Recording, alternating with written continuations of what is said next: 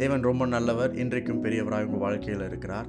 அவருடைய எல்லா வார்த்தைகளையும் தேவன் உங்கள் வாழ்க்கையில் வாக்குத்தத்தங்களாக கொடுத்திருக்கிறார். அவர் பேசின எல்லா வார்த்தைகளும், அவர் சொன்ன எல்லா வார்த்தைகளும் உங்கள் வாழ்க்கையில் வாக்குத்தத்தங்களாக இருக்கிறது. All his words are promises in your lifes and they are fulfilled. சாதாரணமாக யாராவது பேசினாங்கன்னா அது வெறும் பேச்சாக தான் இருக்கும். ஆனால் தேவனுடைய பேச்சுக்கள், தேவனுடைய வார்த்தைகள் எல்லாமே வாக்குத்தத்தங்களாக இருக்கிறது. இன்றைக்கும் அந்த வாக்குத்தத்தத்தின்படி உங்களை நடத்தி செல்கிறவர்.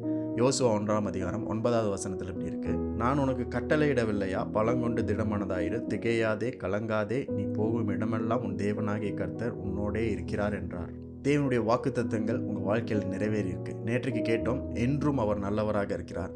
இன்றைக்கு ஆண்டவர் சொல்கிறார், என்றும் அவர் என்னுடன் இருக்கிறார், என்றும் உங்களுடன் இருக்கிறார். He is always with you. He is with you forever. ஒரு நாளும் உங்களை விட்டு விலகாத தேவன் இன்றைக்கும் உங்களோடு கூட இருக்கிறார். இந்த வசனத்துல தேவன் யோசுவாவுக்கு வாக்குத்தத்தத்தை கொடுக்கிறார். அந்த வாக்குத்தத்தத்தை எப்படி கொடுத்திருக்காருன்னா கட்டளையாக கொடுத்திருக்கிறார். அதனால தான் படிக்கிறோம், நான் உனக்கு கட்டளையிடவில்லையா? Have I not commanded you? God's promises are not suggestions or opinions.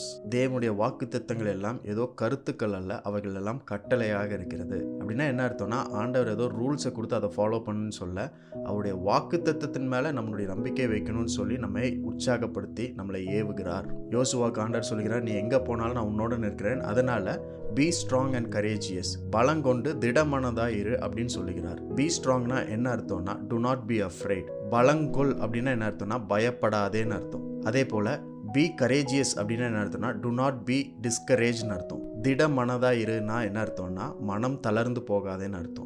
So எப்போவுமே ஸ்ட்ராங் அப்படின்றது நம்ம தைரியம், பலன் அப்படின்னு தான் பார்த்துட்ருக்கோம். அதில் இன்னொரு பக்கம் என்னென்னா, நம்ம பயப்படாமல் இருக்கிறதுக்கு பேரும் என்ன அர்த்தம்னா, பலங்கொண்டு பலனாய் இருக்கிறதுன்னு அர்த்தம். எதனால் ஆண்டவர் அப்படி சொல்லுகிறார்னா, நீங்கள் போகிற இடமெல்லாம் உங்களோடு கூட அவர் இருக்கிறார், என்றும் உங்களோடு இருக்கிறார், என்றென்றைக்கும் உங்களை விட்டு விலக மாட்டார். அதனால தைரியமாக இருங்க, திடமானதாக இருங்க, சோர்ந்து போயிடாதீங்க, உங்களுடைய மனம் தளர்ந்து போகக்கூடாது அப்படின்னு ஆண்டவர் சொல்கிறார். இன்றைக்கும் இந்த நாளிலும் வருகிற நாட்களில் உங்கள் வாழ்க்கையில் எவ்வளோ பெரிய சவால்கள், எவ்வளோ பெரிய தேவைகள், பெரிய பெரிய நீட்ஸ் இருந்தாலுமே எல்லாவற்றையும் தேவன் பார்த்து கொள்வார். அவருடைய பலத்தினால், மகிமையினால் மூடி, அவருடைய கிருபையினால் உங்களை வழி நடத்துவார். அவர் உங்களுக்கு சொன்ன வாக்குத்தத்தங்களை நிறைவேற்றி இருக்கிறார். அதனால் நீங்களும் நானும் பலன் கொண்டு, பலம் கொண்டு, திடமானதாக இருக்கணும் அப்படின்றது தேவனுடைய கட்டளை. அந்த கட்டளை தான் நம்மளுக்கு வாக்குத்தத்தமாக இருக்கிறது. இன்றைக்கும் தேவனுடைய வாக்குத்தத்தமாகிய கட்டளையை நாம் பின்பற்றுவோம். தேவனுடைய அற்புதங்களையும் அதிசயங்களையும் பார்த்து அவருக்கு நன்றி செலுத்துவோம்.